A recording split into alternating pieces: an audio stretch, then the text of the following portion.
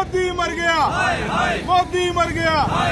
जब जब मोदी डरता है, ईडी को आगे करता है, जब जब मोदी डरता है, ईडी को आगे करता है। धक्केशाही, धक्केशाही, गुंडागर्दी, अफसरशाही, अफसरशाही, मोदी सरकार, मोदी सरकार, मोदी गुंडा हाय हाय, मोदी गुंडा हाय हाय, हाय हाय हाय।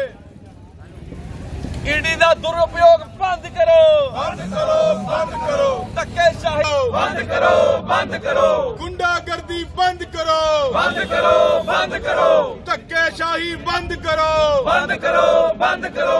धक्केशाही बंद। मौत मरेगा, तानाशाही नहीं चलेगी, नहीं चलेगी, नहीं चलेगी। जो हिटलर की चाल चलेगा, वो कुत्तेगी, मौत मरेगा, चलेगी, नहीं चलेगी। ईडी सीबीआई मुर्दाबाद, मुर्दाबाद, मुर्दाबाद। तोता मैना मुर्दाबाद, मुर्दाबाद, मुर्दाबाद। मोदी अमित शाह मुर्दाबाद।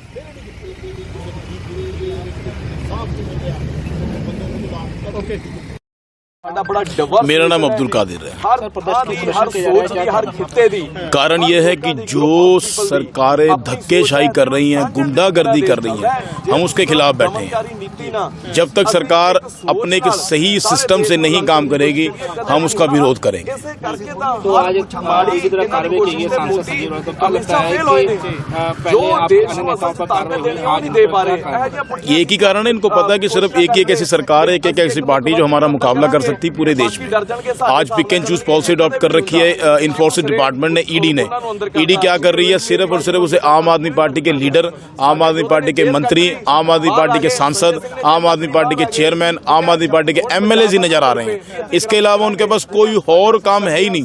हम आपसे ये कहना चाहते हैं कि देखिए, ये देश सबका है, ये ईडी सबकी है, तो इस पे सब पे कार्रवाई होनी चाहिए। अगर इलेक्टोरल बॉन्ड पे एक मैजिस्ट्रेट फाइनेंस मिनिस्टर पे एफआईआर कर सकता है, तो उसकी जांच ईडी क्यों नहीं कर रही? उसकी जांच भी जरूरी है ना। जो लखीमपुर खीरी में अगर कोई क्राइम हो रहा तो उसकी जांच ईडी क्यों नहीं कर रही? बिकॉज वो मिनिस्टर है वहां के। अगर पेपर लीक पॉलिसी अडॉप्ट की जा रही राजस्थान और मध्य प्रदेश में, तो ईडी वहां कहां है? ईडी सिर्फ पिक एंड चूज पॉलिसी पे अपना काम कर रही है। तो लगता है कि सिर्फ आपको निशाना बनाया जा रहा है बिना बात के? बिल्कुल हमें निशाना बनाया जा रही है। बिल्कुल देखो आपके सामने सर, एक प्रोसीजरल सिस्टम होता है किसी भी कंपनी का, किसी भी एजेंसीज का और किसी भी एक डिपार्टमेंट का। आप नोटिस सर्व करो, हमारे इवन सांसद साहब ने ये भी कहा, I am ready to cooperate, I am law abiding citizen, मैं तो कोऑपरेट करने को तैयार हूँ। हर तरह से वो लोग कोऑपरेट कर रहे हैं। अब आप लोग क्या करते हो, आप लोग आते हो, उसके यहाँ रेड करते हो, फिर एफआईआर लॉन्च करते हो, फिर उसे अरेस्ट करके ले जाते हो। आपका काम सिर्फ और सिर्फ धमकाना है। आपका काम धमका के ये बताना है कि आप उस न्याय के मंदिर में अपनी बात नहीं रख सकते जहां के लिए आप चूज किए गए हो। आप मेंबर ऑफ पार्लियामेंट हो, आप वहां अगर आप हमारे खिलाफ बोलोगे तो शाम को ईडी आपके घर भेज देंगे। जो सरकार के खिलाफ हो रहे हैं, बीजेपी के खिलाफ हो रहे हैं। सर ये परमवीर जी, सर आज धरना दिया जा रहा है, तो क्या लगता है कि ईडी का कार्रवाई लगा था, पहले दिल्ली के नेताओं पर कार्रवाई हुई, आज हालांकि उन्होंने कहा कि हम कार्रवाई पूरा करूंगा, तो क्या लगता है? देखिए, श्री संजीव अरोड़ा जी हमारे राज्यसभा के मेंबर हैं, लुधियाना से बिलोंग करते हैं और रियल एस्टेट बिजनेसमैन हैं। लेकिन मसला यह है कि जो केंद्र की सरकार है, जो जोड़ी है मोदी और अमित शाह की, ये दमनकारी नीति अपना के, ये फासिस्ट नीति अपना के, ये गुंडागर्दी अपना के खिलौना बना रखा है देश की एजेंसीज को। ईडी सीबीआई जो बड़े बड़े घपले हुए हैं देश में, ईडी और सीबीआई का काम है उसको जांचने का, उसका दूध और पानी का पानी करने का। लेकिन अपने पॉलिटिकल रिवेंज के लिए, पॉलिटिकल वेंडेटा के लिए मोदी और अमित शाह इन एजेंसीज को यूज कर रहे हैं। पहले श्री अरविंद केजरीवाल साहब को जेल में डाला, झूठा केस, उसमें से कुछ नहीं निकला। मनीष सिसोदिया जी को जेल में डाला, झूठा केस, उसमें से कुछ नहीं निकला। संजय सिंह जी को अंदर डाला जेल में, उसमें से कुछ नहीं निकला। शिबू सोरेन जी हैं झारखंड मुख्यमंत्री, उनको अंदर डाल रखा है। तो मतलब इतनी जरूरत करनी, देश के मुख्यमंत्रियों तक को डराने की कोशिश करनी, जैसे कि हम डरते नहीं। हमारे हेड हैं श्री अरविंद केजरीवाल, नेशनल कन्वीनर साहब, बड़े दलेर आदमी हैं, उनकी सोच पे हम सभी चल रहे हैं। इन रेडों में से भी कुछ नहीं निकलेगा। लेकिन दर्द, तकलीफ, मुश्किल ये है कि देश की डेमोक्रेसी को हिलाने की कोशिश की जा रही है, देश के संविधान का कत्ल करने की कोशिश की जा रही है, इसमें हम मोदी को सफल नहीं होने देंगे, अमित शाह को सफल नहीं होने देंगे। एजेंसीज, हम तो ये देखना चाहते हैं कि मोदी कितना नीचे गिरता है। आप, मेरे को लगता है मोदी साहब शायद डेली हिटलर की कोई मूवी देख के सोते हैं और सुबह वैसे ही अमित शाह से सलाह करके कि भाई मैंने आज ये पार्ट देख लिया हिटलर का, और उधर अमित शाह से सलाह करता है कि मैंने ये किताब पढ़ ली हिटलर की, आओ हम सुबह ये दमनकारी नीति, ये फासिस्ट नीति इम्प्लीमेंट करते हैं।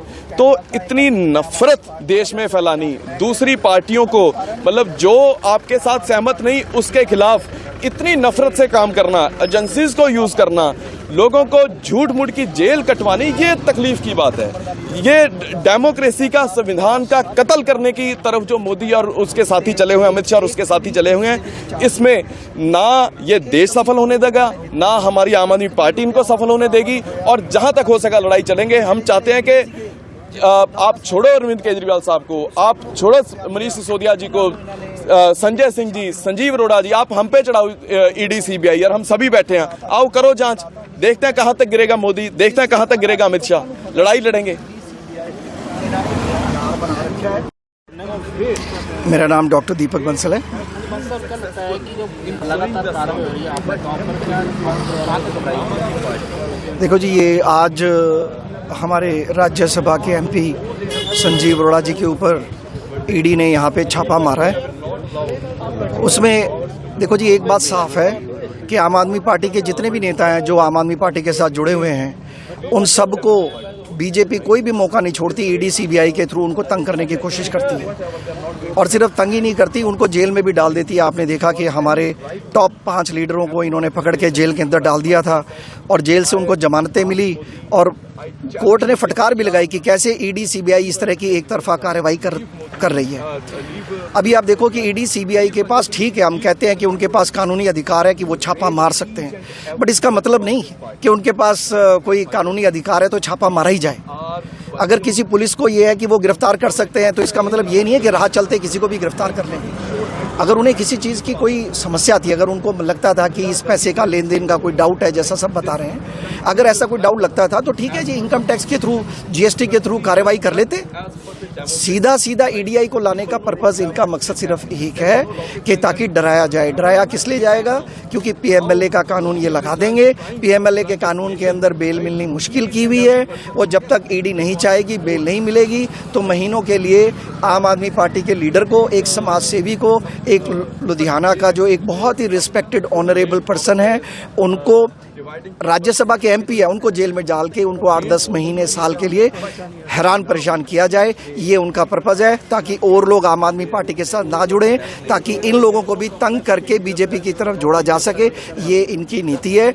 जो बीजेपी के साथ जुड़ जाता है, उनका करप्शन इनको माफ़ हो जाता है।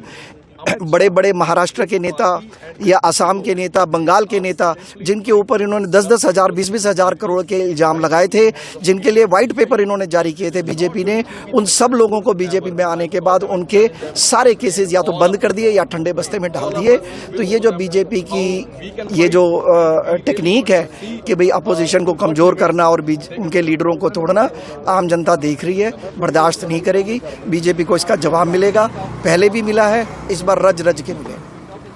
Thank you.